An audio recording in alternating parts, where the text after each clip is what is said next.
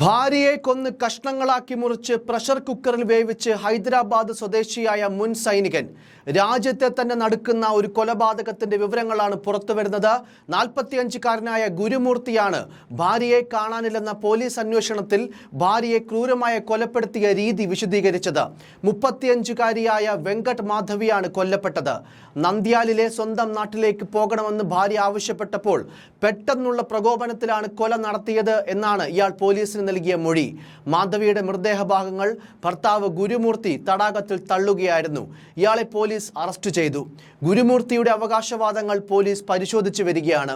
ഗുരുമൂർത്തിയുടെ ഭാര്യ പുട്ടവെങ്കട മാധവിയെ കാണാനില്ലെന്ന് ജനുവരി 18-നാണ് കുടുംബം പരാതി നൽകിയത്. അന്വേഷണത്തിൽ പോലീസിന് ഭർത്താവിനെ സംശയം തോന്നി. കൂടുതൽ ചോദ്യം ചെയ്തപ്പോഴാണ് ഇയാൾ കുറ്റകൃത്യം നടത്തിയതായി സമ്മതിച്ചത്. മാധവിയെക്കുറിച്ച് ചോദിച്ചപ്പോൾ ഗുരുമൂർത്തി നൽകിയ മറുപടികളിലാണ് കുടുംബത്തിൽ സംശയമുണർത്തിയത്. 2 ദിവസങ്ങൾക്ക് മുൻപ് ബന്ധുവിൻ്റെ വീട്ടിൽ പോയതിനെ ചൊല്ലി ഇരുവരും തമ്മിൽ തർക്കമുണ്ടായെന്നും പിന്നാലെ മാധവി വീട് വിട്ടു പോയെന്നുമായിരുന്നു ഗുരുമൂർത്തിയുടെ മറുപടി. എന്നാൽ മാധവിയുടെ മാതാപിതാക്കൾക്ക് ഇത് വിശ്വാസമായില്ല. അവർ പോലീസിൽ പരാതിപ്പെടുകയായിരുന്നു. പിന്നാലെ മീർപേട്ട് പോലീസ് സ്റ്റേഷനിൽ വെച്ചുള്ള ചോദ്യം ചെയ്യലിലാണ് ഇയാൾ കുറ്റകൃത്യത്തെക്കുറിച്ച് പറഞ്ഞത്. തെളിവുകൾ ഇല്ലാതാക്കാനാണ് മൃതദേഹം കഷ്ണങ്ങളായി മുറിച്ച് കുക്കറിൽ വേവിച്ചതെന്നാണ് ഇയാളുടെ പ്രതികരണം. ശുചിമുറിയിൽ വെച്ചായിരുന്നു ശരീരം വെട്ടിനുറുക്കിയത്. ശരീരഭാഗങ്ങൾ പ്രഷർ കുക്കറിൽ വെച്ച് വേവിച്ചു. പിന്നീട് അസ്ഥികൾ വേർപെടുത്തി ഉലക്ക ഉപയോഗിച്ച് കുത്തിപ്പൊടിച്ച് വീണ്ടും വേവിച്ചു. 3 ദിവസത്തോളം പലവട്ടം മാംസവും അസ്ഥികളും വേവിച്ച ശേഷം പാക്ക് ചെയ്ത് മീർപേട്ട് തടാകത്തിൽ ഉപേക്ഷിച്ചു. ഗുരുമൂർത്തി പോലീസിനോട് പറഞ്ഞത് ഇപ്രകാരമായിരുന്നു: ബുധനാഴ്ച രാത്രി വരെ തടാകത്തിൽ നിന്ന് മൃതദേഹാവശിഷ്ടങ്ങളൊന്നും കണ്ടെടുക്കാനായിട്ടില്ല. ഇനിയും വിശാലമായ തിരച്ചിലിന് പരിശോധനാ സംഘങ്ങളും ഡോഗ് സ്ക്വാഡും സ്ഥലത്തെത്തിയതായി അന്വേഷണ സംഘം അറിയിക്കുന്നു. 13 വർഷം മുൻപായിരുന്നു ഇരുവരുടെയും വിവാഹം. ഹൈദരാബാദിലെ ജില്ലേലഗുഡയിലാണ് താമസം. ഇവരുടെ 2 കുട്ടികളും സംഭവ ദിവസം മാധവിയുടെ സഹോദരിയുടെ വീട്ടിൽ പോയിരിക്കുകയായിരുന്നു. ഗുരുമൂർത്തി ഭാര്യയും 2 മക്കൾക്കുമൊപ്പം ഹൈദരാബാദിലെ ജില്ലലഗുഡയിലാണ് താമസിച്ചിരുന്നത്. മുൻ സൈനികനായ ഗുരുമൂർത്തി കാഞ്ചൻ ബാഗിൽ സെക്യൂരിറ്റി ജീവനക്കാരനായിരുന്നു. ഭാര്യയെ കാണാനില്ലെന്നായിരുന്നു ഇയാൾ മാധവിയുടെ മാതാപിതാക്കളെ അറിയിച്ചിരുന്നത്.